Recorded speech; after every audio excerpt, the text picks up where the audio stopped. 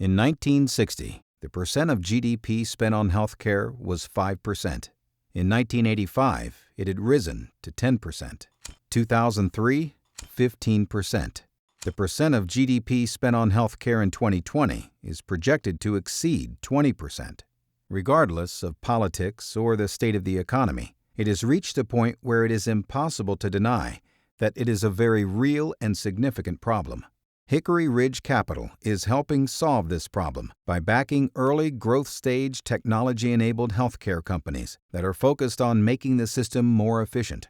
It is estimated that approximately one-third of the $2.7 trillion spent on healthcare in the United States each year goes toward non-value generating services and expenditures. If current spending is not corrected, it is projected that healthcare spending will reach $5 trillion in 2020. Without groups like Hickory Ridge Capital, things are only staged to get worse. Today, 75% of healthcare spending is allocated towards chronic illness, and the vast majority of people that are chronically ill are seniors. Over the next 20 years, the percent of the U.S. population over 65 will increase from 13% to 19%, from 40 million people to 70 million people. The current healthcare system can't support this demographic shift.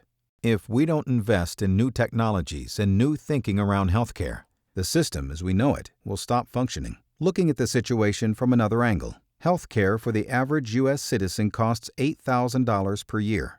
For a chronically ill individual, the cost is $80,000 per year. The U.S. government has pledged enormous support to anyone that can help it curb the ever-increasing cost of healthcare and decrease the average per capita spend on the chronically ill.